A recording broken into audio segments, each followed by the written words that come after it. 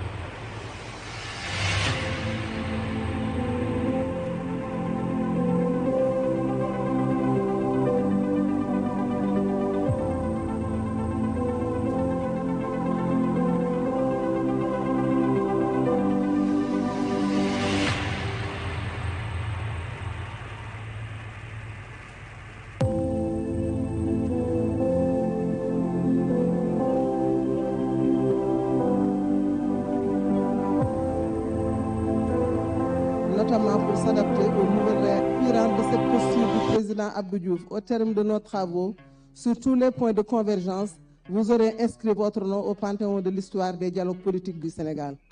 Aussi, je voudrais également vous assurer que le Parti socialiste restera toujours chevillé à son attachement profond aux intérêts majeurs de notre pays qui seuls motivent notre démarche. Vous remerciant de m'avoir donné la parole, je souhaite que les résultats de ce dialogue répondent aux attentes légitimes de notre peuple et sonnent un nouveau départ pour une gouvernance démocratique consolidée. Je vous remercie pour votre aimable attention. Merci beaucoup, Madame Aminata Mbengue Ndiaye. Ñuy woo Monsieur Khalifa Ababacar Sall ngir mu ñëw jël kàddu.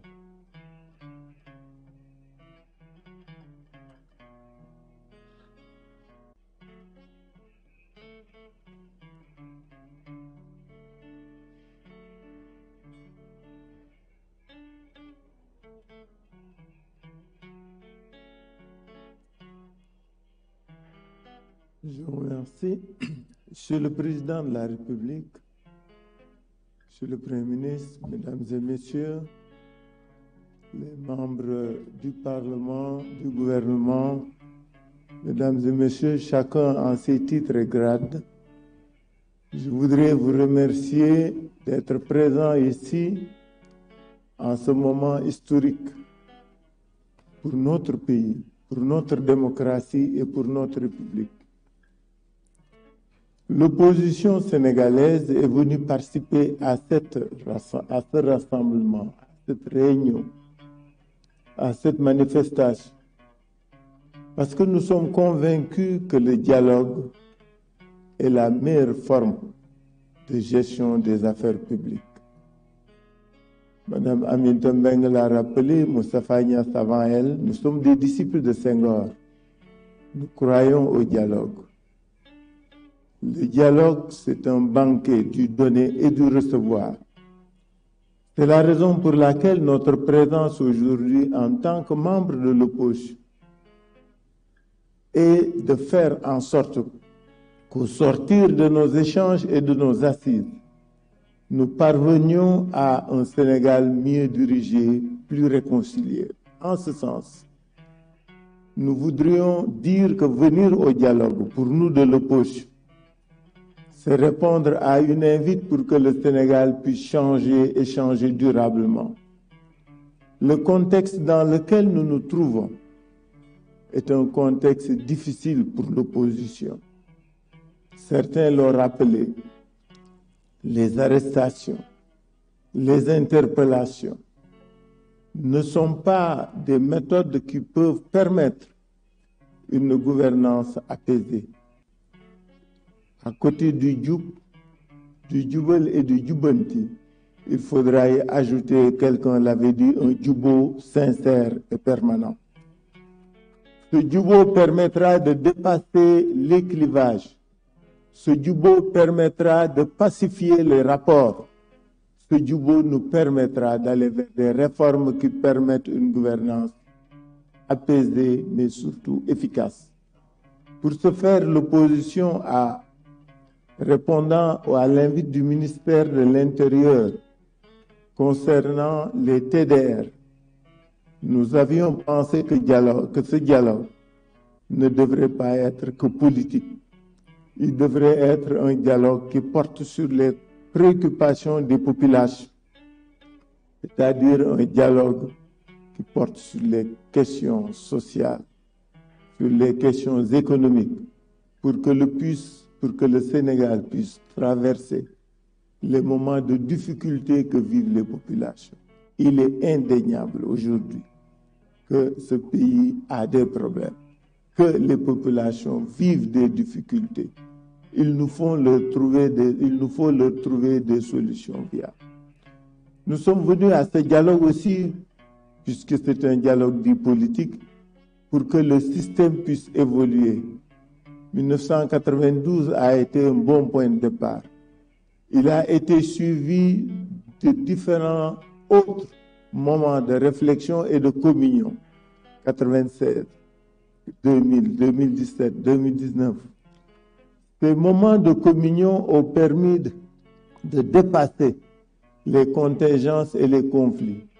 C'est la raison pour laquelle, au nom de l'opposition, au nom de laquelle je parle, nous voudrions vous demander qu'un certain nombre, Monsieur le Président, qu'un certain nombre de dispositions du Code électoral, que le respect des libertés, que la libération des détenus, qu'une conduite plus apaisée et plus civilisée de la reddition des comptes, que ces actions-là puissent être menées afin que dans la sérénité, nous puissions œuvrer pour un Sénégal de paix. Je voudrais, au nom de l'opposition, vous dire que nous sommes venus ici, aujourd'hui, en acteurs de la pacification de l'espace politique. C'est la raison pour laquelle nous sommes d'accord pour que les réformes puissent être conduites au niveau du code électoral, au niveau de la Constitution, afin que nous puissions, au terme de nos assises, vivre un Sénégal nouveau, qui serait un havre de paix et de concorde, afin que nous puissions, ensemble, aller de l'avant. Je ne peux pas terminer mon allocution, que j'ai voulu brève. C'est pourquoi je n'ai pas lu de papier. Nous avons un discours et un texte que nous donnerons à M. le Président de la République. Et ce que nous voulons dire, c'est qu'il faut que ce pays bouge, il faut qu'il change dans la paix, dans la sérénité et dans la concorde. Je vous remercie. Merci beaucoup, M. Khalifa Ababacar Sall. Dañuy jox kàddu gi M. Abdoulaye Daouda Diallo, ancien président du Conseil économique, social et environnemental.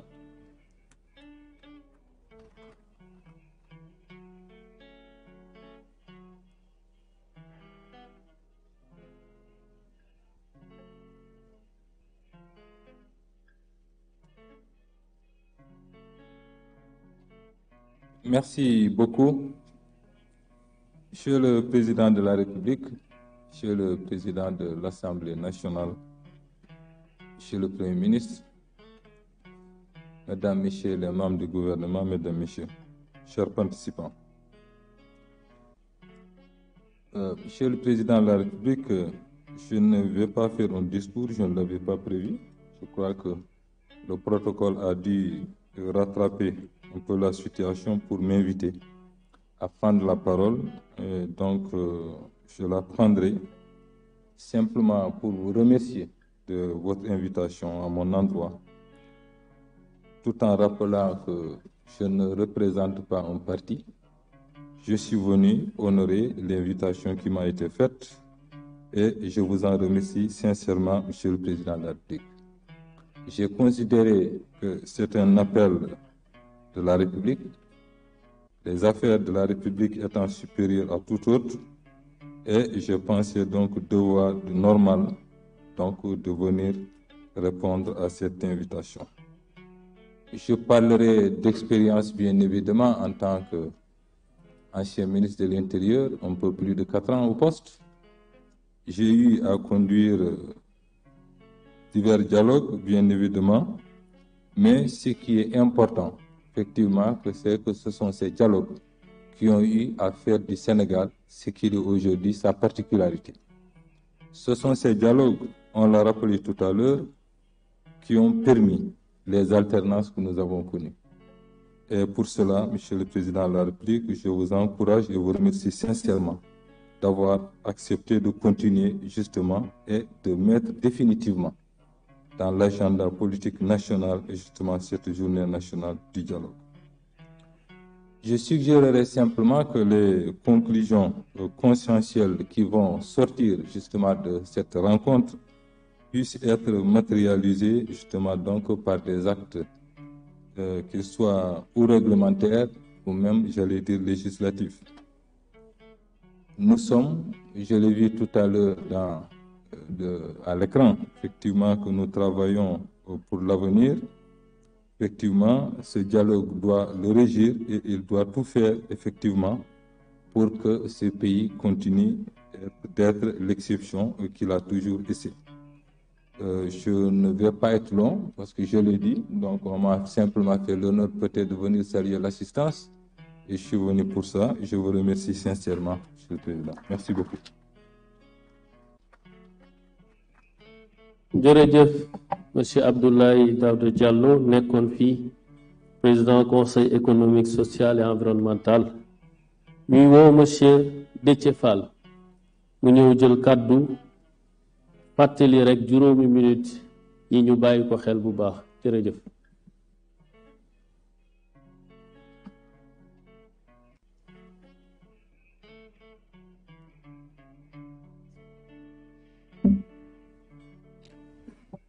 Monsieur le Président de la République, ñu lay nuyu di nuyu Monsieur le Président de l'Assemblée nationale, Monsieur le Premier ministre, di nuyu également kilifa diine yi fi nekk yëpp ku nekk ak famille bi nga représenté, di nuyu actuel ak ancien chef d'institution yi nga xam ni ñoo fi nekk, actuel ak ancien représentant d'institutions yi nga xam ni ñoo fi nekk, membre du gouvernement, représentant parti politique yi, société civile, képp ku ne li fi ñëwee ak li tax nga ñëw ñu lay nuyu di la ziar di la gërëm. Di rafetlu jotaay bi ndaxte politique expérience bu ndaw bi ñu ci yàlla may mooy waxtaan moom faaw mu am da ngeen di jàkkaarloo ba pare waxtaan wala ngeen waxtaan pour moytu jàkkaarloo yàlla def na nag 2016 am na ñu ma fi gis bokk naa ak ñoom doon diriger pôle de l'opposition ci dialogue bu amoon 2019 tamit confiance bi ngeen ma joxoon taxoon na aussi ma diriger pôle de l'opposition ci dialogue bi amoon dialogue yooyu yu am solo mais après jàkkaarloo la doon am tey nag yàlla def na nga indi dialogue ci climat bu apaisé pour nit ñi mën waxtaanee li nga xam ni mooy système politique bu Sénégal Sénégal yàlla da ko may tradition démocratique bu xóot bu yàgg parce que danga koy fàttali ci Afrique yàlla may nañu depuis 1848 la ñu élire Barthélemy Djilan Valentin loolu di wane ni Sénégal yàgg na di dem ci élection te nag dialogue wane nga ko parce que bi nga yegsee def nga assise de la justice def tey dialogue sur le système politique mieux le premier ministre depuis daanaka 5 mois voire 6 la ñu installé l'Assemblée nationale jaar na ñetti yoon biir Assemblée nationale loolu lépp di wane ni dialogue dafa am solo surtout bu ñu xamee li xew ci Afrique nga xam ni après ay élections wala système politique bu mauvais mooy indi instabilité te ci instabilité kenn mënu ci tabax réew ci stabilité rek nga ko mën tabaxee et yàlla def na malgré contexte bi ñu fi fekk muy contexte bu xaw a yéeme stabilité bi am après yóbbu na yoon commencé ubbeeku ba Sénégalais yi mën a comprendre démarche jubal jubanti bi mais également mën a xam ni ci dëgg rek la ñu mën defaree réew ñu indi patience bi war ak accompagnement bi war pour mën la accompagner ci mission bi nga xam ni moom nga nekk kon di la féliciter encore une fois di féliciter tous les acteurs politiques yi nga xam ni aussi wuy nañu appel du président de la République parce que lii mooy l'exception sénégalaise et c'est ça qui fait que nous ngi suivre les images partout où vous passez en Afrique les Sénégalais les Africains de façon générale ñu ngi génn pour magnifier ce passage mais à travers ce passage di magnifier l'exception sénégalaise di magnifier li nga xam ni moom la ñu wane ci adduna bi moom la ñu wane surtout ci élection yi nga xam ni moom la ñu jóge parce que yombul ñu fal la avec plus de 54% nga demaat aux législatives ñu fal la avec moins de 55% nga ñëw toog ñu dañu waxtaani Sénégal te nag question yi ñu soulevé muy parrainage kenn umpale ni ay préoccupation la te yàlla wane na présidentielle on était 93 à se présenter devant le Conseil constitutionnel parce que parrainage amoon na et pourtant élection législative parrainage amul il y a eu que 41 listes pour dire que loolu lu jar a waxtaanee la financement des partis politiques également yàgg nañ koy wax au niveau des oppositions qui se sont succédé je pense que yu jar a waxtaanee la heureusement ba nga ko ci dugalee surtout l'inscription automatique des jeunes qui ont l'âge de voter nga xam ni le plus souvent on ne respectait pas donc révision des listes ci année yi nga ko war defee donc je pense que loolu aussi lu am solo la xalaat yi bare na mais di leen gërëm di leen sant di féliciter encore une fois le président de la République ak aussi le premier ministre donc merci beaucoup ci invitation. jërëjëf monsieur Déthié Fall ñuy xamal ni Serigne Mansour Sy Djamil mu ngi ci mbooloo mi moom itam dina jël kaddu dañuy jox kaddu gi madame Nafissatou Diallo ancienne députée muy wax ci turu PDS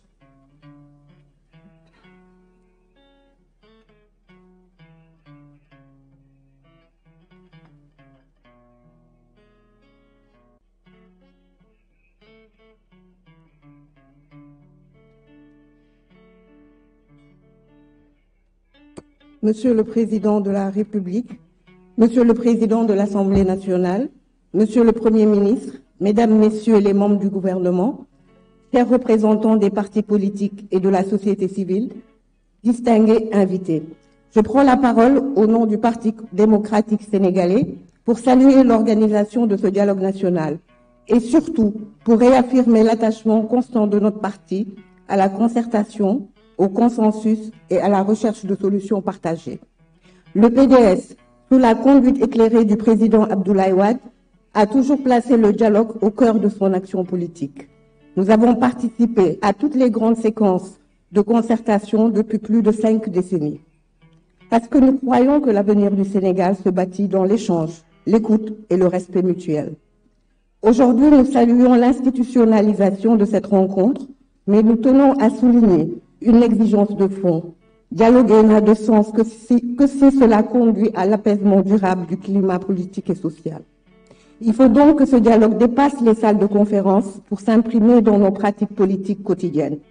Nous devons réapprendre à nous parler avec respect, mesure et sens de l'intérêt général, y compris en dehors des périodes de crise. Une nation qui se parle dans l'invective ne peut faire face aux grands défis qui l'attendent. Justement, les défis sont nombreux. Le contexte économique est extrêmement préoccupant. Monsieur le Président de la République, vous avez rappelé récemment la faiblesse des marges de main-d'œuvre dont notre pays dispose. Le Sénégal connaît un endettement préoccupant, une croissance ralentie, une pression fiscale insoutenable et une jeunesse de plus en plus désabusée. C'est pourquoi le PDS propose qu'un dialogue sur notre économie se tienne dans les meilleurs délais. En effet, réformer nos institutions, oui, mais répondre à la souffrance des populations, c'est tout aussi vital. Nous devons discuter des leviers économiques de relance, du soutien au secteur privé national, de la politique fiscale, de l'emploi des jeunes et de la compétitivité de notre économie. Par ailleurs, nous appelons à la mise en œuvre urgente des conclusions issues des assises de la justice. La justice est le socle de l'état de droit. Trop de Sénégalais doutent de son impartialité. Trop de justiciables attendent un traitement équitable. Le dialogue ne peut ignorer cette attente forte. Il ne s'agit pas de discuter pour la forme. Il faut agir avec méthode, calendrier et volonté politique. Enfin, permettez-moi de transmettre ici, au nom du PDS, les salutations du président Abdoulaye Wade au président Bassirou Diomaye Faye. Le président Wade m'a chargé de lui dire combien il attache de l'importance à cette nouvelle étape du Sénégal démocratique. Il forme le vœu que ce dialogue contribue à réconcilier les Sénégalais, à restaurer la confiance et à faire en sorte que l'héritage démocratique de notre pays soit consolidé. Le PDS, malgré les épreuves récentes, reste debout, fidèle à ses idéaux et déterminé à participer activement à toute initiative sincère visant à sortir notre pays de la crise. En participant à ce dialogue, nous venons non pas défendre un camp, mais porter une voix patriotique, constructive et lucide. Le Sénégal mérite mieux que la division. Il a besoin de clarté, de courage et d'engagement pour affronter l'avenir. Je vous remercie de votre attention. Merci beaucoup, Madame Nafissatou Diallo. Nous doon wax ci turu PDS. Dañuy jox kàddu gi Madame Aïda Mbodj, directrice générale de la DER, mu ñëw jël kàddu.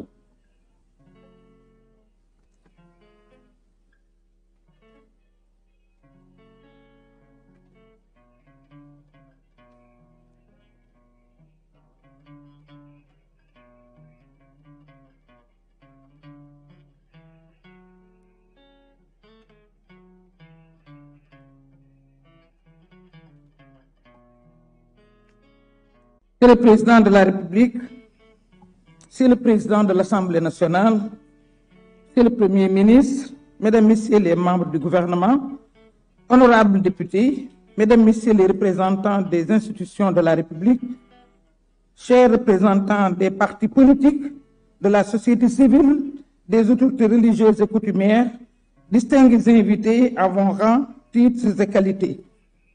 Je me tiens devant vous avec humilité et détermination, consciente de la responsabilité qui m'incombe en tant que présidente de la coalition Diomaye Président, notre engagement commun pour le Sénégal, nous réunit aujourd'hui dans un esprit de dialogue et de concertation. Le dialogue national tel que voulu par le président de la République est une opportunité précieuse pour renforcer notre démocratie et consolider notre cohésion nationale. Il incarne notre volonté collective de bâtir un avenir où chaque citoyen trouve sa place, où la justice sociale et l'équité guident nos actions. L'appel à ce dialogue n'est pas le fruit du hasard, mais celui d'une volonté partagée de bâtir un avenir meilleur pour notre nation. Nous saluons l'initiative du gouvernement d'organiser cette concertation inclusive, réunissant l'ensemble des forces vives de la nation. C'est dans cet esprit que notre coalition participe activement aux échanges avec la conviction que c'est par le dialogue que nous surmonterons les défis auxquels notre pays est confronté. Nous tendons la main à toutes les composantes de la société sénégalaise, convaincus que c'est ensemble que dans le respect de nos différences et la recherche du consensus, que nous construirons un Sénégal plus fort, plus juste et plus prospère. Monsieur le Président, ñu ngi lay nuyu ñun waa coalition Diomaye Président pour boo xam ne da nga xamoon ne tey dina ñëw ndax bi nga prêté serment le 2 avril le 6 avril nga ñu woo ni changé leen tur wi nekkatoo pour benn coalition pour Sénégal yëpp nga taxawal ci noonu nga ñu sant ci loolu nga indee jubal jubbanti ci noonu nga bëggee Sénégal nekk benn ci noonu nga bëggee couleur dootul am différence dootul am parce que lu nit di wax na ko jëfee te loolu nga jëfee ñi nga yëlif ñu nekk ci structure yi loolu la ñuy doxal làquloo ñu defaloo ñu dara te loolu dama ciy gën a waa Diomaye Président ndax xaaruñu dara lu jóge ci yow ñëw ci ñoom ñu ngi def di dund pour la patrie di defal seen bopp di def ay activité loo yëg ak loo yëgul kon soo wootee dialogue mën nañu seede ni Sénégal nga wooteel mën nañu seede ni Sénégal ñoo fi daje tey ñu ngi nuyu kilifa diine yi di nuyu xalif généraux yi nga xam ni ku ci nekk am na représentant te ñu xam sa digganteeg ñoom ñu seede yërmande ak mbëggeel ak njureel gi nga xam ne am nañ ko ci yow di gërëm ñëpp ñi nga xam ne ñoo fi ñëw parce que Sénégal ñoo ko bokk ñoo ko war a waxtaane ñoo war a defar ndax loolu nga doxal ak ñun bi ngay wax jubal jubbanti sa doxalin moo mottali jubóo bi sa doxalin moo mottali àndandoo bi jiwuloo kenn jox nga kenn ku nekk cëram ñun ñi nga xam ne ñooy jigéenu Sénégal keroog bi ngay prêter serment ñëw fekk Aminata Mbengue fa mu toog nga teral ko seetuloo sa grade président te benn protocole waxu la ko keroog nga dalal sunu xel keroog la ñu ànd ak yow keroog la jigéeni Sénégal yépp wëlbati ko ànd ak yow te du sa coalition rek kon ñu ngi lay wax ni la dinañ dugg ci commission yi dinañ liggéey dinañ def ay réflexion di xaar nga def ko ni nga defee ci assise justice bi parce que da nga pare yi ñu doon xalaat yépp acteurs yi ci seen bopp ku déglu le président des magistrats ak interview am xam ne acteurs yi ci seen bopp ñoo tranché les questions yi nga nekkoon yi nga xam ne dañu nekkoon en suspens ñu ngi leen di gërëm di leen sax. jërëjëf madame Aïda Mbodj ñuy jox kàddu gi monsieur Mamadou Lamine Diallo ancien député su noppee monsieur Malick Gakou moo ci topp ñuy fàttali rek ñuy bàyyi xel juróomi minutes yi jërëjëf.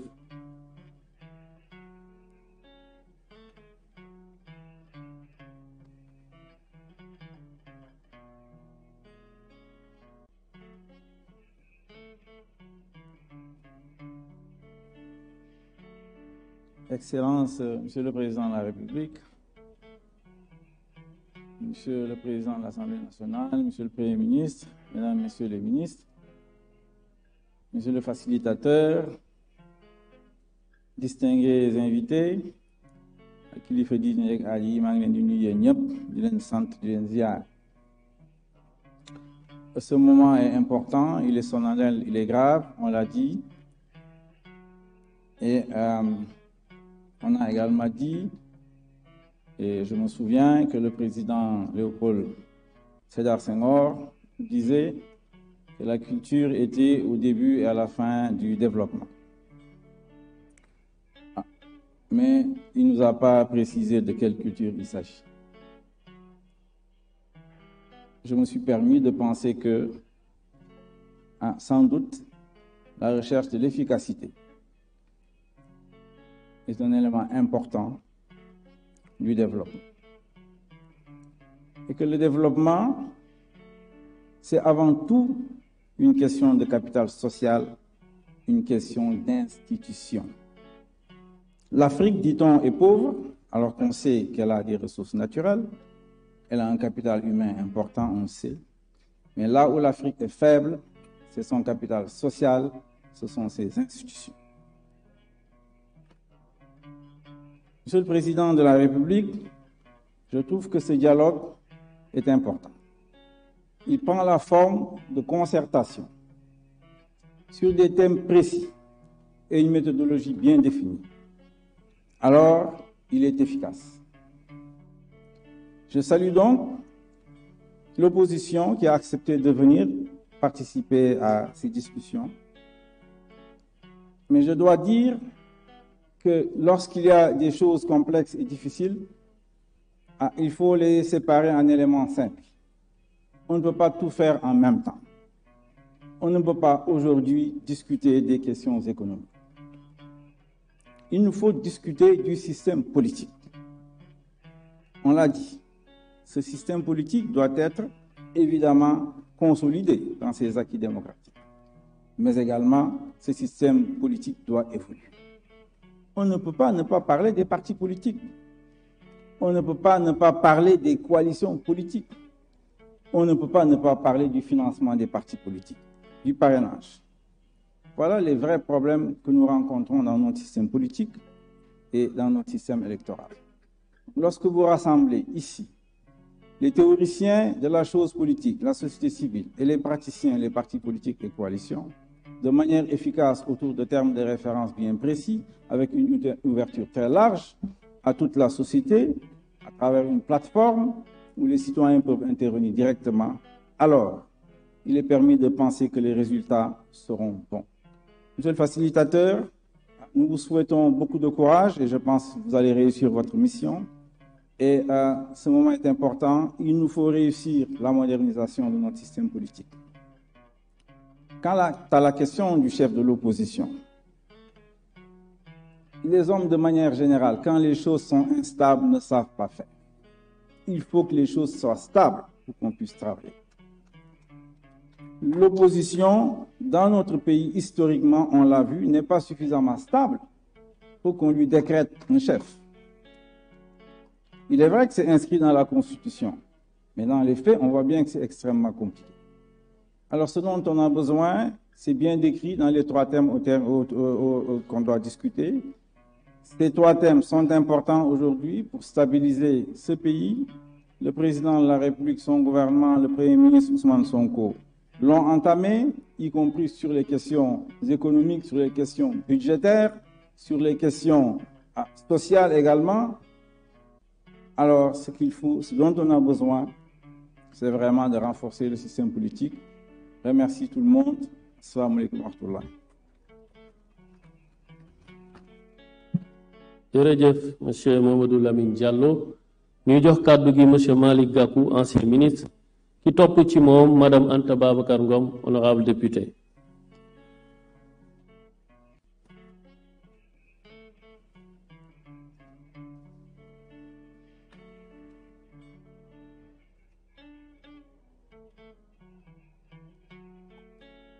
Monsieur le Président de la République,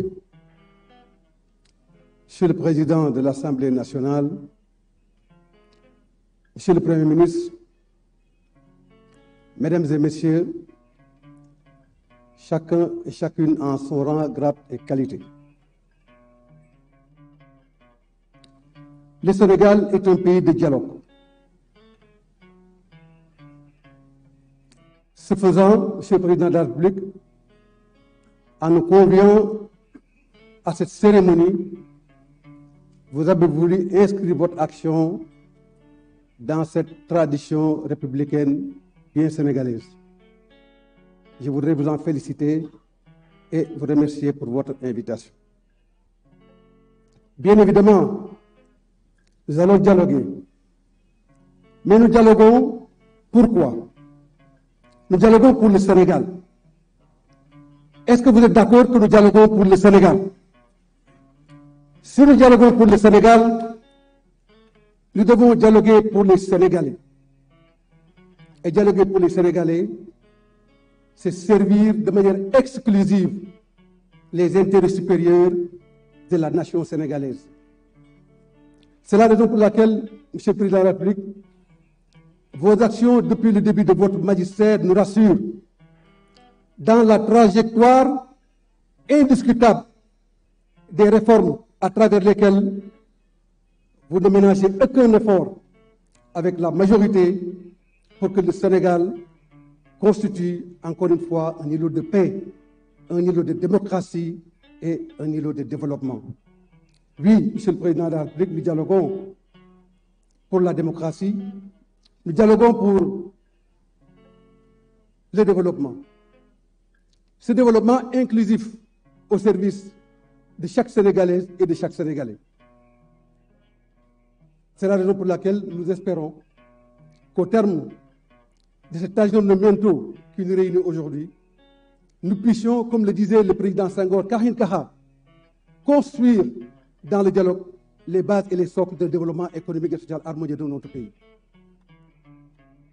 Le Sénégal, notre pays, est un grand pays. Nous avons un grand peuple.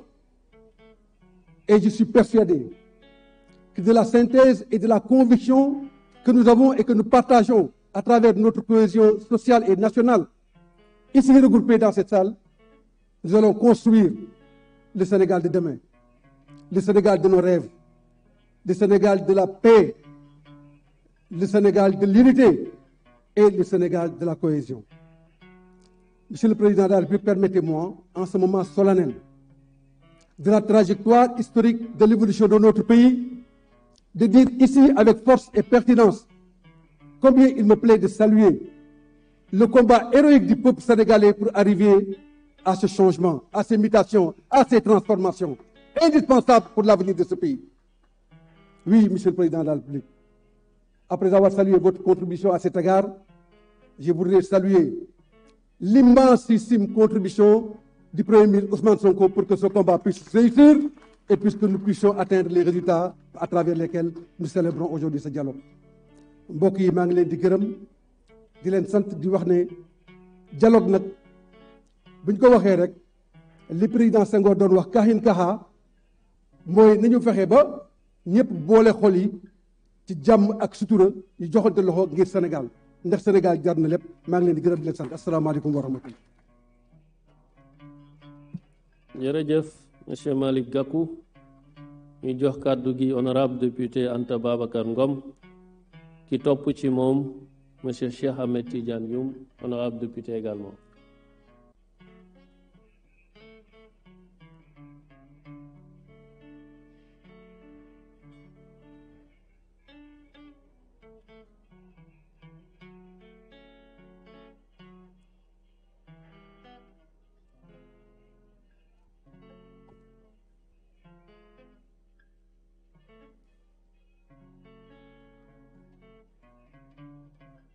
Monsieur le Président de la République, Monsieur le Président de l'Assemblée nationale, Monsieur le Premier ministre, Mesdames et Messieurs, en vos rangs, grades et qualités, il est des moments dans la vie d'une nation où le silence devient une trahison, où l'évitement est une faute, où seule la vérité, dite avec courage et avec dignité, pour ouvrir les chemins de l'avenir. Et ce moment d'aujourd'hui en est un. Si nous sommes réunis ici, ce n'est ni pour meubler l'agenda républicain, ni pour prêter à une mise en scène institutionnelle.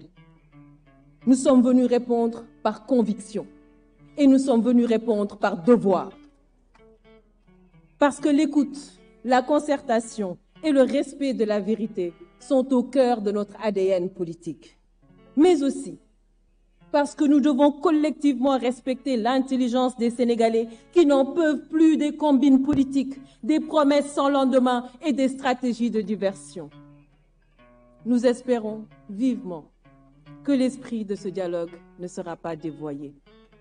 Monsieur le Président de la République, les Sénégalais, dans leur diversité, se sont mis ensemble pour vous élire avec un score sans ambiguïté. La plus belle manière d'honorer ce choix est de rassembler et de réconcilier le peuple autour de l'essentiel. C'est pourquoi nous attendons de ce dialogue un engagement sincère des autorités à tous les niveaux. Il est temps de changer de ton et d'abandonner les discours agressifs. La parole publique doit retrouver sa dignité. Le débat politique doit être assaini, purgé des injures et des insanités qui n'y ont pas leur place. Chaque parti doit assumer la responsabilité de maîtriser ses militants. À défaut, la justice devra jouer son rôle dans toute sa rigueur. Mais nous appelons à une justice véritablement indépendante, équitable et impartiale. Nous soutenons, Monsieur le Président de la République, sans réserve, le principe de la reddition des comptes.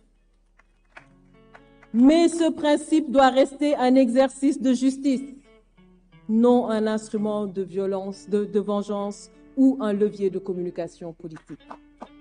Il ne doit pas occulter l'essentiel, la précarité croissante, l'essoufflement économique, la jeunesse en quête d'avenir, les femmes en quête de reconnaissance, la diplomatie en recul, l'insécurité alimentaire, les périls qui menacent notre sécurité intérieure et notre défense. Monsieur le Président de la République, nul ne s'attendait à des miracles au bilan de votre première année de mandat, je vous l'accorde. Mais il est désormais temps de passer à l'action et de faire rayonner à nouveau notre pays au concert des nations. Cela fait 4 longues années que notre pays est prisonnier de tensions politiques qui ont fini de fragiliser les bases de notre économie et détourner l'attention des Sénégalais des vraies priorités. Il faut refermer cette parenthèse douloureuse et lancer des réformes structurelles dans les secteurs vitaux: éducation, santé, équité sociale, agriculture, élevage et j'en passe, industrie. Je vous propose d'organiser des états généraux pour la relance économique afin de réinventer notre modèle. Je saisis cette tribune pour porter un plaidoyer fort en faveur du secteur privé, formel comme informel. Il est temps de le replacer au cœur des priorités économiques. C'est votre meilleur allié, Monsieur le Président. Mesdames et Messieurs, en abordant les questions de la démocratie, des libertés fondamentales, le processus électoral et les réformes nécessaires, nous tenons là une opportunité précieuse de refonder notre système démocratique sur des bases plus justes, plus solides et plus inclusives. Mais cette refondation sera incomplète si elle ne s'accompagne pas d'un véritable renforcement de la place des femmes dans l'espace politique. Notre sous-représentation dans les sphères de décision est une réelle défaillance démocratique. Une démocratie sans les femmes est une démocratie amputée, Monsieur le Président de la République. Je salue la présence responsable de la société civile et de l'opposition. Opposition qui, comme vous pouvez le constater, n'a rien de résiduel. Elle est vivante, elle est consciente, elle est exigeante. Mais cette responsabilité, mes chers collègues de l'opposition, nous oblige. Car le peuple ne pardonnera plus les marchandages obscurs, les postures opportunistes ou les logiques d'appareil. Il y a un temps pour la politique et un temps pour la construction nationale. En fait, le temps de la rupture est arrivé. Et c'est pourquoi nous devons réaffirmer notre engagement exclusif au service du citoyen. J'appelle à un renouveau politique et générationnel, fondé sur la compétence, l'éthique et le courage d'agir. Cela ne nous empêchera jamais de garder notre liberté de ton, ni d'assumer notre rôle de sentinelle vigilante. Je vous remercie de votre aimable attention. Merci, honorable. Il y a le temps de la politique, mais il y a le chrono au dialogue national. Je vous remercie. À présent, on donne la parole, nous disons Kadougi, M. Chahamed Tidiane Youm, honorable député, qui est top, M. Tal Silla.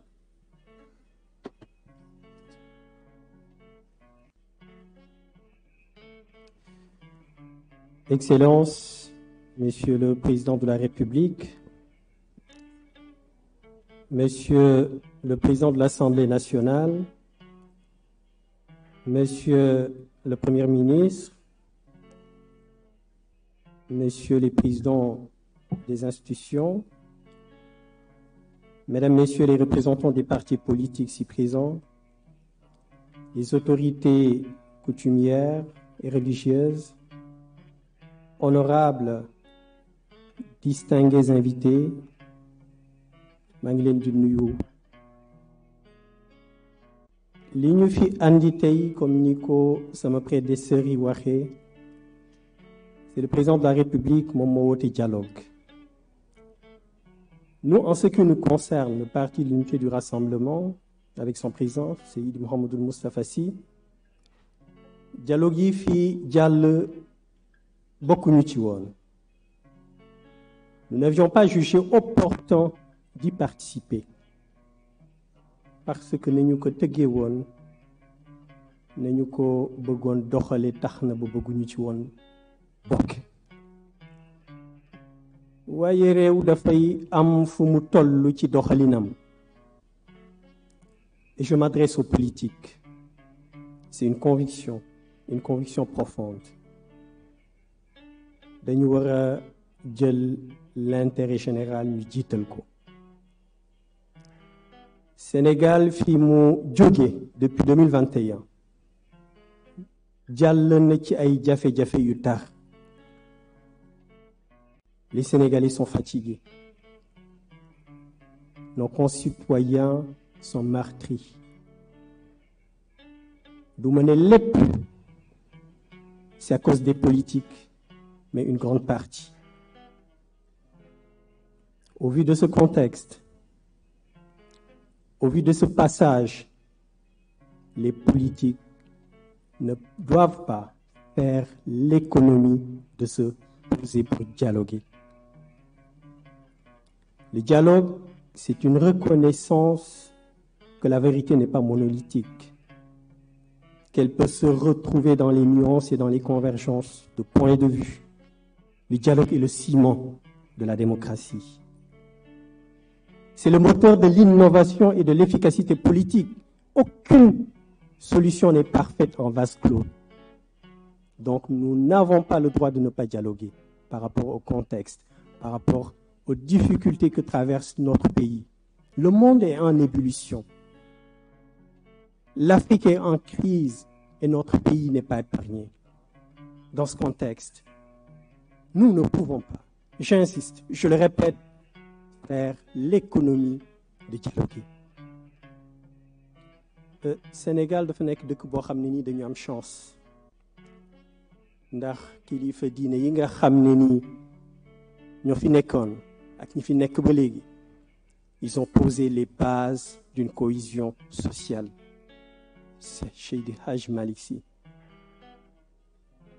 Serigne Touba, Cheikh Ahmadou Bamba Khadimou Rassoul, Mame Limamou Laye, bépp kilifa diine bu fi nekkoon ak fi nekk ba léegi.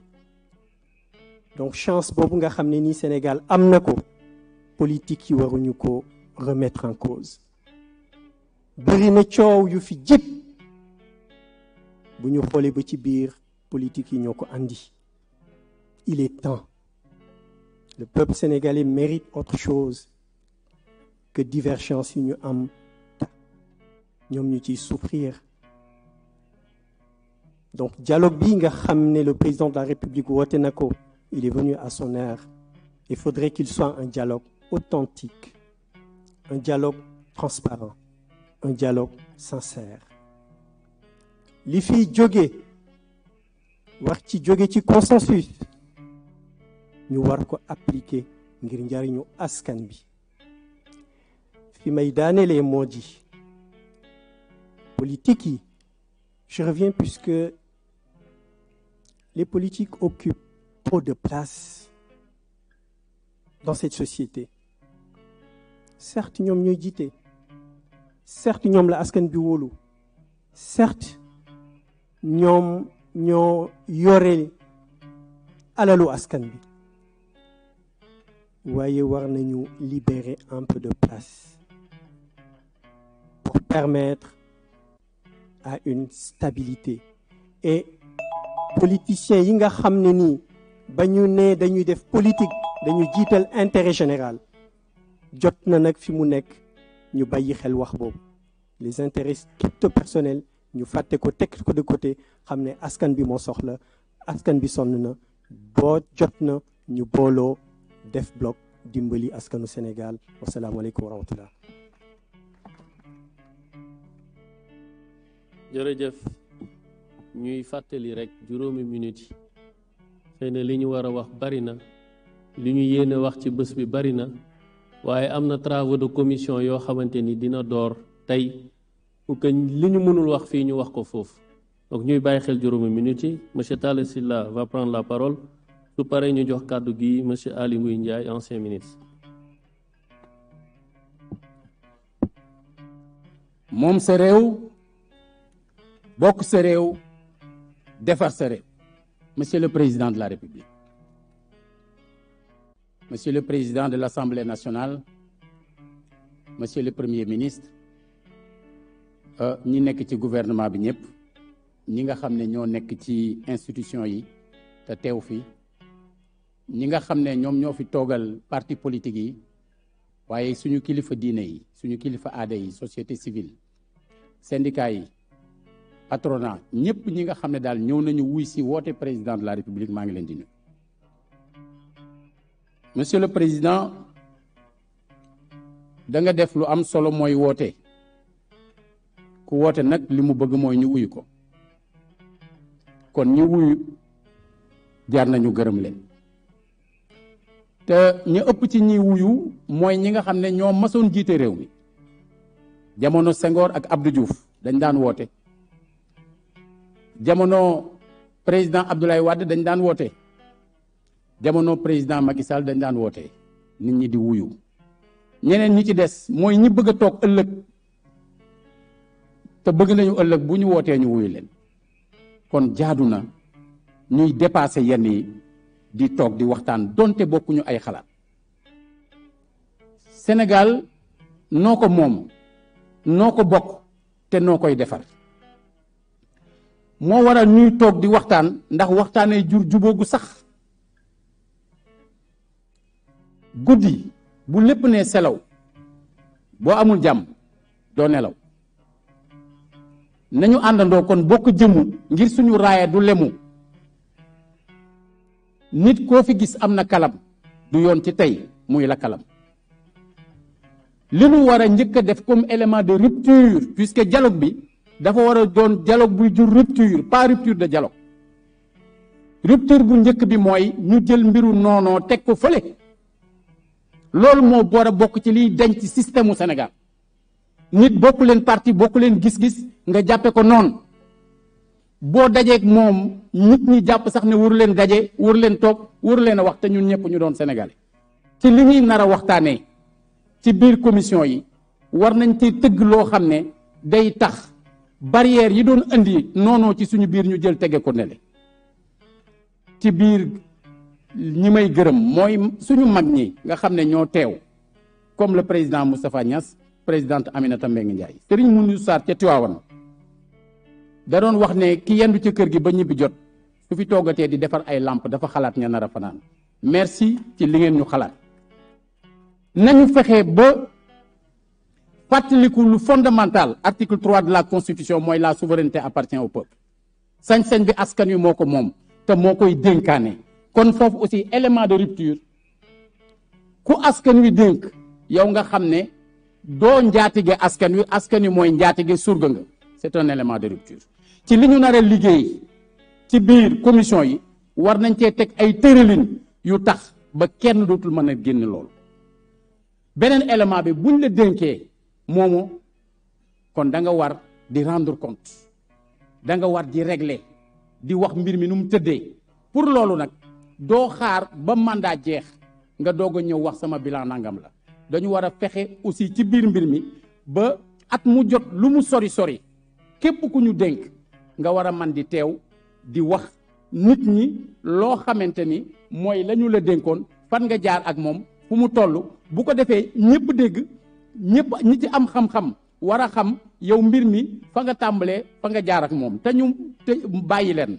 Serigne Cheikh Ahmed Tidiane Al Maktoum da doon wax ne Sénégal li ñu gën a miin mooy politique boo xam ne day mel ne picc yu daje te xiif moo am saako dugub bu ne ca kaw ku naaw doo egg ndax li nga xiif ñun nañ dajal dunq yi dénk ko benn picc ka ñu ko dénk bu demee ba ci saako bi au lieu mu bëtt ko mu ruus mais day toog ci kaw di lekkal bopp ak di jël dara di leel ay nitam loolu nag mooy rupture bi nga xam ne ci la ñu war a jëm nañ ko def ci dal di man di daje di waxtaan di déggoo sans forcément que ñu bokk ay parti politique wala ñu bokk ay gis-gis jërëjëfati.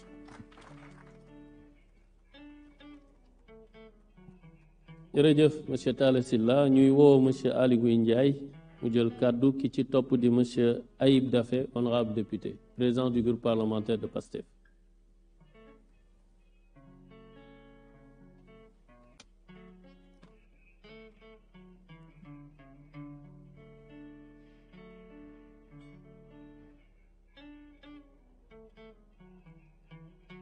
asalaamaaleykum wa rahmatulahi taala wa barakatu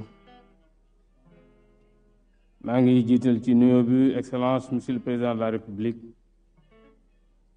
di ci teg mboolem ñi wuyu si ci woote bi ak sénégalais yi ñuy déglu kenn ku nekk njox la sa wàccuwaay monsieur le président de la république ñu ngi rafetlu woote bi di rafetlu it organisation wu dialogue bi nga xam ne dañ ko jagleel suñu système politique bi lii nag boo ko defee topp nga ci tànku ñi la fi jiitu woon ndax bu ñu fàttaliku ay at ci ginnaaw peut-être ñenn ñu bari ci salle bi ay ndaw la ñu woon bi président Diouf di woo président Ablaye Wade en 1988 pour ñu waxtaan liggéey réew mi président Kéba Mbaye def fii le code consensuel de 92 ci waxtaan la jóge woon daanaka tey mooy ba léegi suñu sookul code électoral président Abdoulaye Wade waxtaan na fi li mu fi nekk yëpp ba jóge fi ndax kenn ku ne xam ne homme de dialogue la woon président Macky Sall def fi ay waxtaan yu bari institutionnalisé le 28 mai symbole date bi tey nga maintenir ko lu am solo la signal bu am solo la temps bi ñu am duñu permettre ñu mën a dugg ci lu bari waaye bu ñu yëgsee ci terme de référence yi nga xam ne yi moom moo nekk ci invitation bi ñu jox am na ay kàddu yu ñu ci mënta def yi ci des ñu jàllale ko ci commission yi kon ci njëkk bi ngeen démocratie liberté ak droit humain monsieur le président dialogue bi am na solo waaye balay baax ñu ñëpp ñu teg ko ci dëkk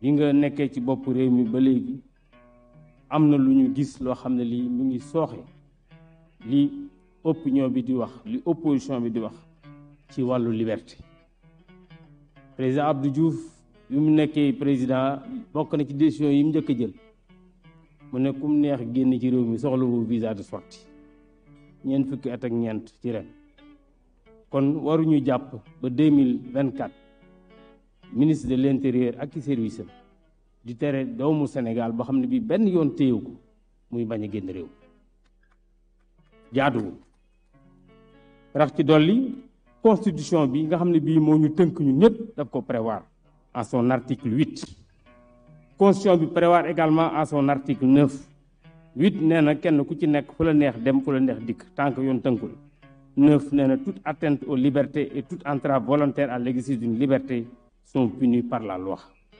kon ku yoon tënkul kenn waru ko tere mu dem bu jógee ci loolu liberté li ñuy wax article 11 de la constitution nee na créer organe de presse soxlawul benn autorisation pour wax ko ci wax bu simple gis nañ bu yàggul c'est ministre de la communication tere ay organe de presse constitution permettre ko benn loi permettre ko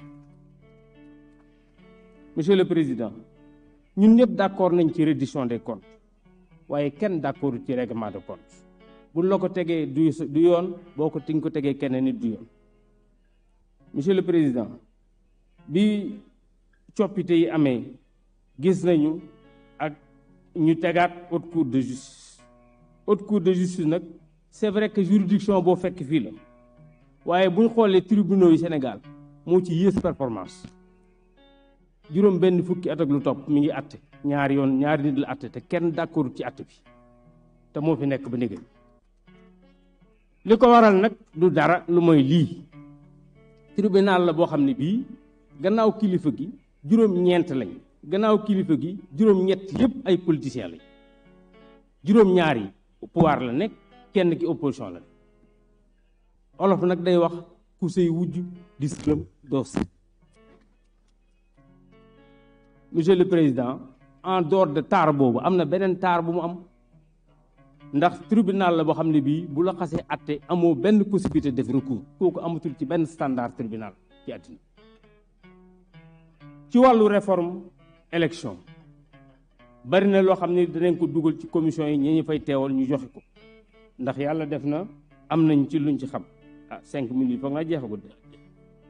Monsieur le Président dana laa fal ci 54%. dana laa fal ci 54% ñëpp rafetlu ko félicité li ñaanal la dañuy wax ci réforme élection yi wax ci financement parti bi waaye dëgg na ko lal gis nga tey jii ni ñu toogee ci assemblée élection wanewu ko te loolu ngeen waxoon ba ngeen nekkee ci opposition ni ñu toogee ci suñu mairie yi également élection wanewu ko parce que dama ci jox ñaari exemple rek pour pare ci loolu man 2022 fal nañ ma élection maire au premier tour ma am 57% des voix waaye bi ñu demee ci séddoom conseil yi am naa 76% des voix élection législative yi ñu génn 54% ak nangam le Pastef am 79% des députés yaakaar naa ne loolu nañ ko war a jubbanti bokk na ci li ñuy jubbanti pour que boo liggéey lépp lu ñu def ci séddoo ci financement parti ñëpp mën cee d'accord asalaamaaleykum wa rahmatulahi taala wa barakatu. jërëjëf monsieur le ministre Aly Ngouille lépp rek mën nañ ko mottali ci commission yi yaakaar naa waxtaan ya fay am dana dëggu te dana tegu ci lu leer ñuy wéy ci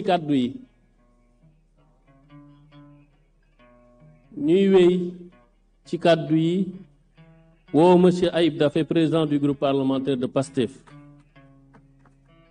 bu noppee ñu woo madame Safiatou Diop présidente du réseau Siggil Jigéen.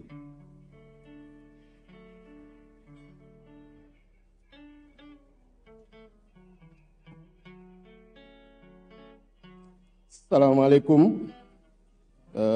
Son Excellence, Monsieur le Président de la République, Monsieur le Président de l'Assemblée nationale, Monsieur le Premier ministre, Mesdames et Messieurs les membres du gouvernement,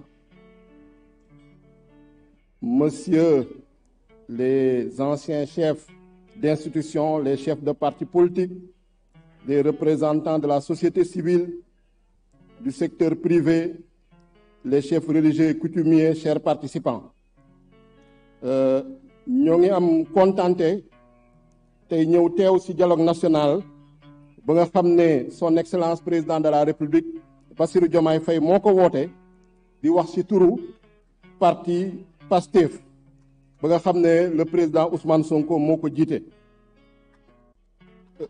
dialogue bi ñoo ngi koy rafetlu di wax ni dialogue bu nga xam ne dinañu dimbale ñu gën a dëgëral suñu démocratie ñu gën a dëgëral suñu état de droit di ci féliciter président de la république bu nga xam ne moom moo jël initiative bi woo ci classe politique bi yëpp woo ci force vive de la nation yi yëpp di wax ne ñun PASTEF dialogue bi dinañ ci sawar suñu ne nañu dëgëral démocratie nañu dëgëral système politique parce que dund nañu lu nga xam ne démocratie su sooxee su amee jafe-jafe lu mu mën a indi réew am na ñu ci ñàkk seen bakkan plus de 80 personnes yu dee 2000 plus de 2000 prisonniers politiques diggante crise politique 2021 ak 2024 sans compter lu nga xam ne am na ñoo xam ne yàqule nañ ko te ba léegi mënaguñ ko réparer gisoon nañ fi tamit jafe-jafe système politique bi man mi di wax ak yéen nekkoon naa fi mandataire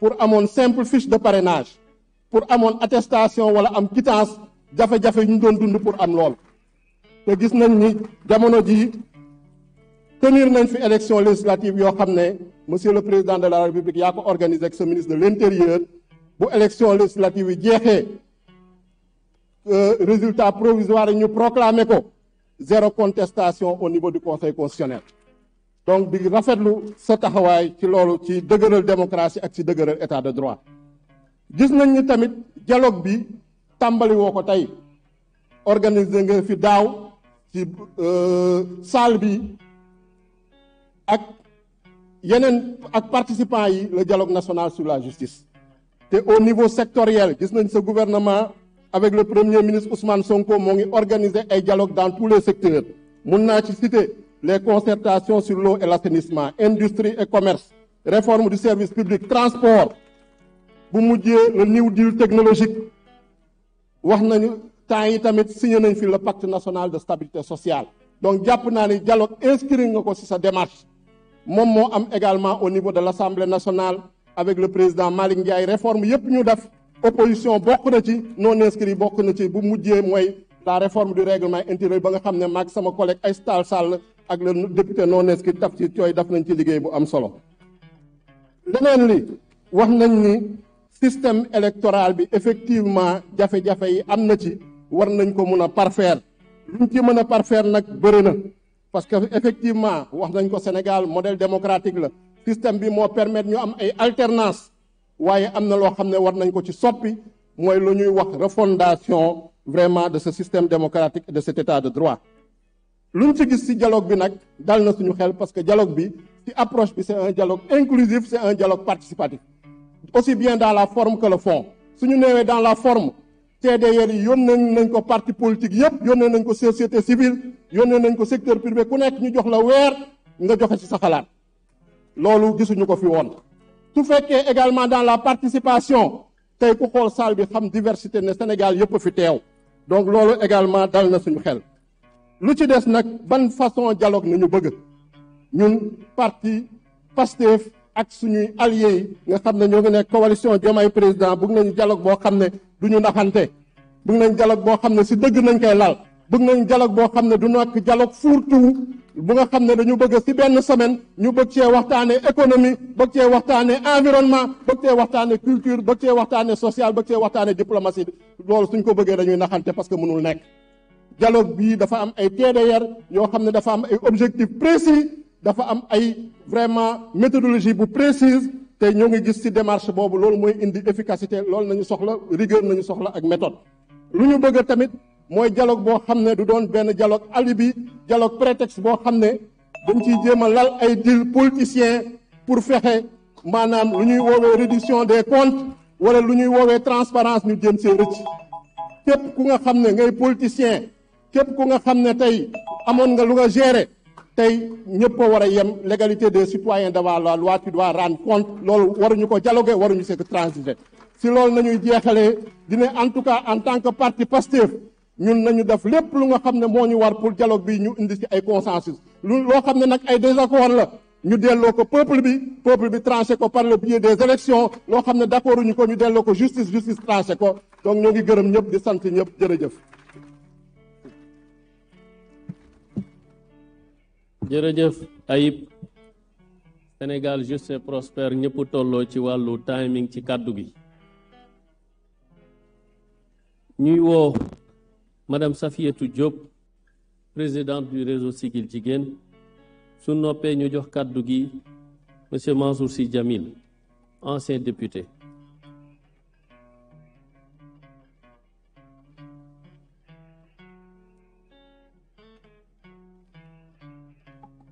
jërëjëf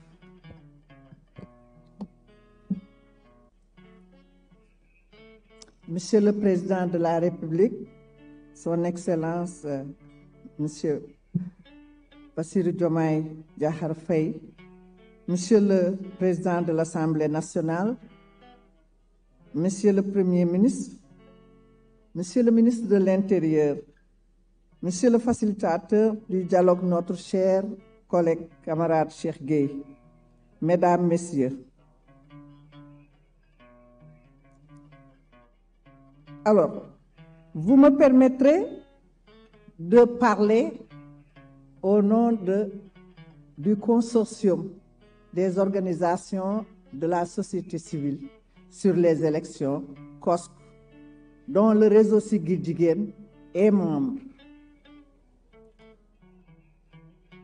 Vous me permettrez d'emblée de remercier vivement Monsieur le Président de la République pour avoir pérennisé ce dialogue qui est une constante républicaine. Et nous savons que les grandes décisions doivent être prises dans l'écoute, le respect et la concertation. Et aujourd'hui, c'est le lieu de le prouver. Nous saluons, nous, société civile, le choix du facilitateur parmi nous, Monsieur le Président de la République, et nous vous en remercions. Parce que ce n'est pas la première fois. Vous nous avez déjà fait confiance en confiant les assises de la justice à notre cher, notre éminent constitutionnaliste, notre président Babacar Gueye. Et pour la deuxième fois, vous confiez encore la facilitation de ce dialogue à un des nôtres, à notre cher docteur Cheikh Gueye. C'est une marque de confiance à la société civile et nous vous en remercions vivement. Monsieur le Président, la société civile sénégalaise est un acteur responsable de la démocratie. C'est une partie prenante consciente de ses responsabilités. C'est pourquoi, depuis 1999, nous nous sommes constitués en consortium pour agir dans le sens du renforcement de la démocratie sénégalaise. Parce que nous savons qu'en tant qu'acteurs de développement, nous avons un devoir d'accompagnement du peuple sénégalais, mais aussi des institutions sénégalaises pour l'approfondissement de la démocratie. Nous savons qu'aucun développement ne peut se faire sans une démocratie et nous savons pertinemment bien que dans le cadre de la démocratie, il y a deux facettes d'une même médaille. La première, c'est les compétitions électorales, et la deuxième, c'est le dialogue. Heureusement que le Sénégal est un pays de dialogue, comme l'a si bien dit notre aîné, notre président Moustapha Niasse. Et nous nous sommes inscrits dans ce registre pour appuyer le peuple sénégalais à prendre conscience d'une participation inclusive au processus de démocratisation, mais aussi appuyer les institutions sénégalaises pour le respect de l'état de droit et pour le respect des libertés, pour des élections libres et démocratiques, ce qui nous a valu 3 alternances. Et donc, c'est cette société civile qui est aujourd'hui devant vous, responsable, et reconnue au plan international, Monsieur le Président de la République, parce que cela nous a valu une nomination au niveau international dans le cadre vraiment de ce que nous sommes en train de faire. Et je ne peux terminer sans rendre hommage alors à nos collègues, nos camarades, qui ont de tout temps, de 99 à nos jours, été de la lutte. Je veux nommer d'abord le professeur Babacar Gueye qui préside, mais notre cher Alioune Tine, notre aîné, qui de tout temps a été au devant de la scène. N'oublions jamais notre papa, notre frère Mazid Ndiaye, qui a de tout temps été de tous les combats. Sans oublier aussi Waljojo Ndiaye, qui est au niveau international reconnu, et Moundiaye Cissé, aujourd'hui, actuellement, qui est reconnu au plan national et international, ce qui nous vaut la présidence du réseau des observateurs de la francophonie qui couvre 88 pays. Alors, je ne peux terminer, mon cher, sans parler vraiment des femmes sénégalaises, parce qu'elles n'ont pas été en reste. Le COSEF,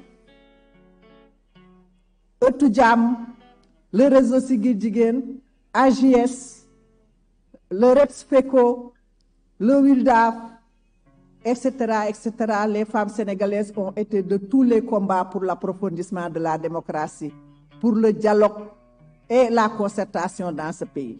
Ce qui nous a valu la présence massive de ces femmes aujourd'hui devant vous et l'appui qu'elles vous amènent dans le cadre de ce dialogue et de la concertation pour la paix sociale, la stabilité et la cohésion, parce que notre seule préoccupation, nous femmes sénégalaises, c'est la paix et la stabilité pour le pays, pour nos enfants. Et Monsieur le Président, nous savons que vous êtes le gardien de la Constitution, mais aussi vous devez être avec nous dans le cadre de la masculinité positive pour que les femmes sénégalaises participent au développement de ce pays sur un pied équitable pour que le pays puisse progresser. Je ne saurais terminer sans dire ce que le COSC m'a demandé de dire, c'est-à-dire que à l'issue de ce dialogue, que nous puissions avoir un comité de suivi inclusif qui va prendre en charge le suivi des conclusions de ce dialogue, parce que ce dialogue ne doit pas être un dialogue de plus, mais un dialogue qui sera refondateur vraiment de notre démocratie pour des avancées positives. Je vous remercie.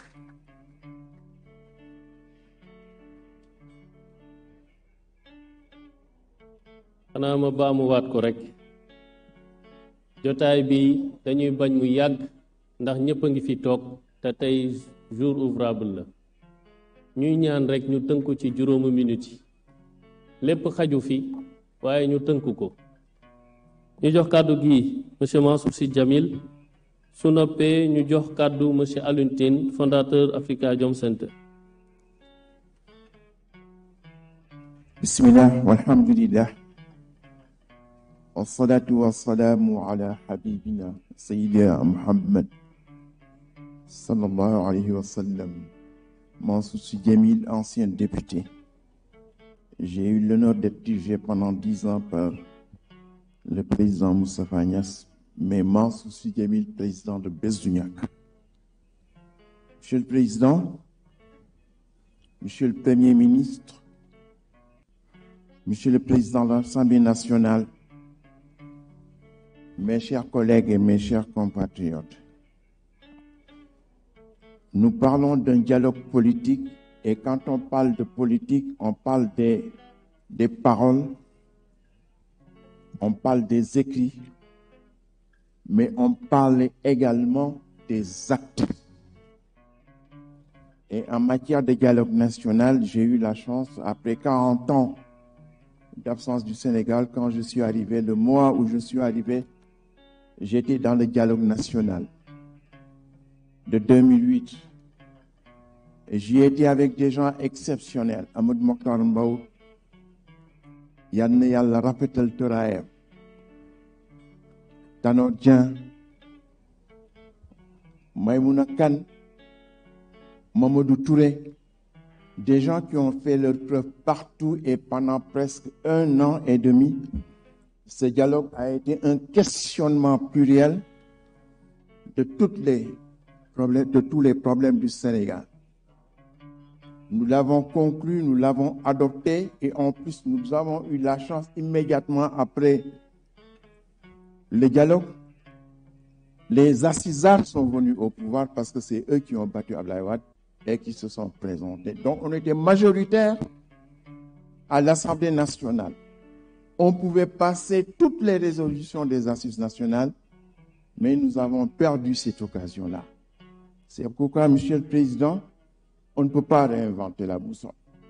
J'ai entendu plusieurs fois Monsieur le Premier ministre se référer à ce dialogue, se référer aux conclusions des assises nationales.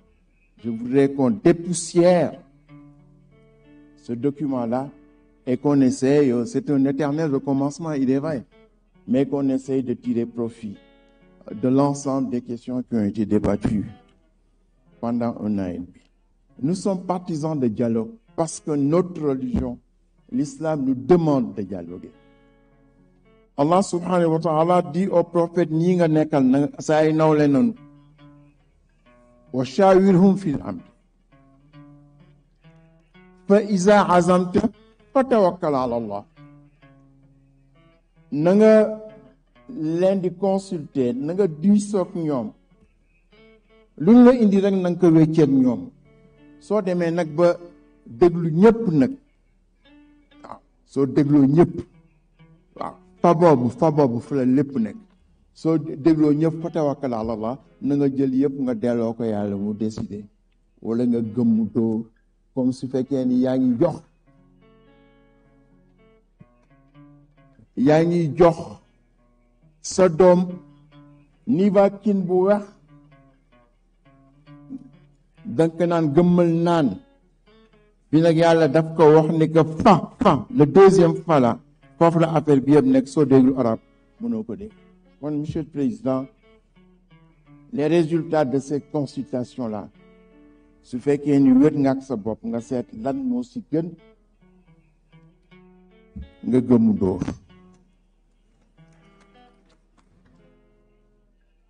Barki démb rek Ousseynou, on était ensemble à Saint-Louis si guddi sëñ Babacar bi foofu wax naa leen ni ki ñu sauvé ñun ñii jullit mooy yonent yàlla Moussa. Ndax yonent yàlla Muhammad dafa ràññaani, bi mu demee ràññaani wax ak yàlla jox ko 50 prières par jour, ndigal yóbbul jox ko sa ay ñooñ.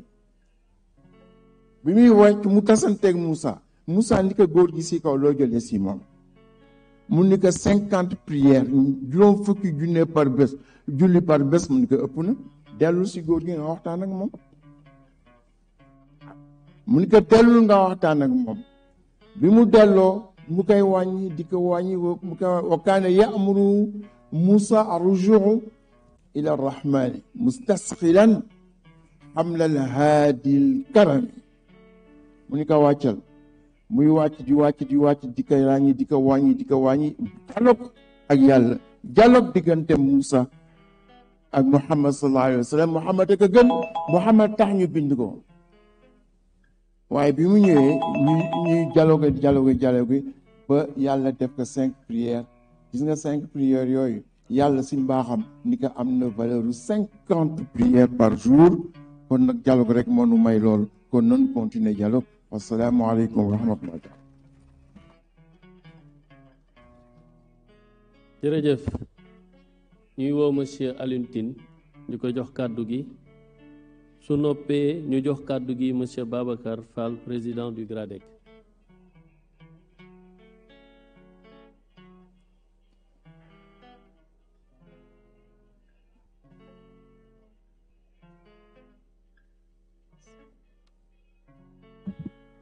Excellences, Monsieur le Président de la République, Monsieur le Président de l'Assemblée nationale, Monsieur le Premier ministre, chers invités, chers concitoyens, Africa Jom Center se réjouit de cette initiative. Ce moment, pour nous, c'est un moment historique. C'est un moment exceptionnel de communion entre les gouvernants et les gouvernés.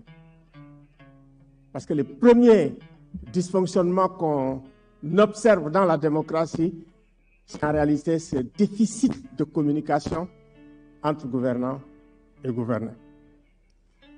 C'est un moment essentiel aussi parce que c'est un moment de construction de la confiance. Dans une démocratie à la fois délibérative et dans une démocratie participative. Ça nous renvoie d'ailleurs à Athènes. Donc, c'est un moment extrêmement important. Revenir aussi sur les problèmes que nous avons de façon récurrente. On ne peut pas améliorer la démocratie sénégalaise sans renforcer la culture des droits de l'homme, sans respecter les droits humains et les libertés fondamentales, sans considérer les acteurs des droits humains comme des amis cantonnés dans l'opposition et en faire des mal-aimés cantonnés au pouvoir. Je pense que ce sont des acteurs à part entière qu'il faut prendre tels qu'ils sont dans leurs fonctions critiques. Parce que dans les deux précédents pouvoirs que nous avons, après les changements de régime, ce que nous avons observé depuis le président Wade, vous m'excusez, c'est la faiblesse et l'affaiblissement des institutions des droits de l'homme. Prends le Comité sénégalais des droits de l'homme, par exemple. Donc, renforcer les institutions des droits de l'homme, ce qui a été fait avec la création de la Commission nationale des droits de l'homme, c'est important. C'est important parce que pendant la crise que nous avons traversée, le premier problème que nous avons, c'est qu'il fallait faire une enquête impartiale de tout ce qui s'est passé, et la meilleure institution pour le faire, et qui ne l'a pas fait, c'est l'Institution nationale des droits de l'homme. La crise de 2021 et de 2024. Dans un pays où ça marche, c'est l'Institution nationale des droits de l'homme qui fait le point, qui établit les responsabilités après une enquête impartiale, après une enquête professionnelle. Je pense que ce n'est pas trop tard encore pour le faire. Excellence, Monsieur le Président, le problème que nous avons aussi, c'est de repenser l'architecture institutionnelle en révisant l'hyper-présidentialisme sénégalais, en instaurant un jeu d'équilibre des pouvoirs. C'est extrêmement important parce qu'il arrive des moments où, quand on veut conserver le pouvoir, on assujettit tous les autres pouvoirs. On assujettit tous les autres pouvoirs. Et ça, c'est un problème. Créer un équilibre et une harmonie entre l'état de droit et l'état social. L'état social avec le respect des droits économiques, sociaux et culturels. Parce que l'effondrement de l'état social est à la source de la plupart des graves crises que nous vivons dans la sous-région. Il faut prêter une attention. En réalité, c'est le modèle libéral qui a carrément fait effondrer l'état libéral, pas seulement en Afrique, mais un peu partout dans le monde. Construire un état impartial. Parce qu'en réalité, notre problème aussi, c'est cette espèce de permanence de l'état partisan depuis l'indépendance. Bref, en fait, quand nous parlons de l'état social, et nous parlons aussi de l'état impartial, c'est pour respecter le principe d'égalité qui est au fondement même de la démocratie. L'égalité dans l'accès à la fonction publique, je pense que c'est une question qui mérite d'être étudiée. Merci. Merci beaucoup, M. Aluntine. Ñu jox kàddu gi M. Babacar Fall, président du GRADEC. Bu noppee, Madame Aminata Fall Niang jël kàddu au nom de l'Association des juristes sénégalaises.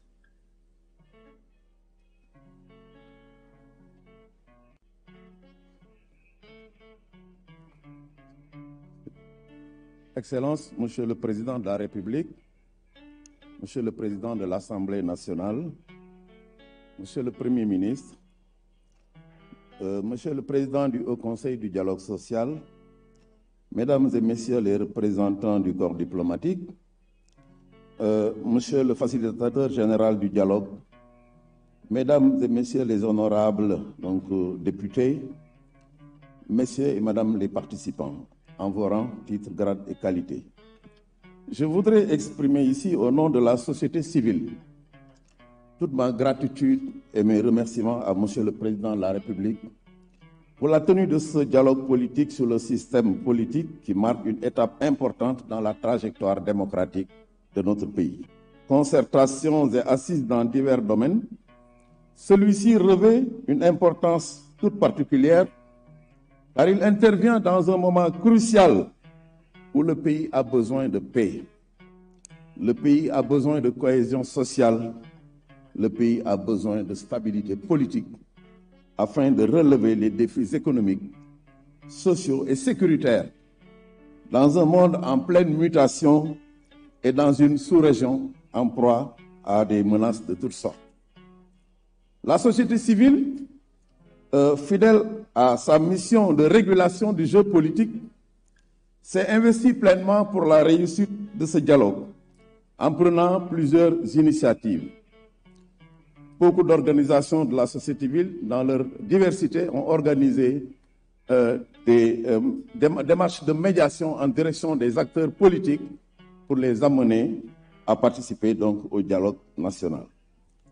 Au niveau de notre collectif, qui est en train de mettre en œuvre le programme Sahel Jam, il y a eu donc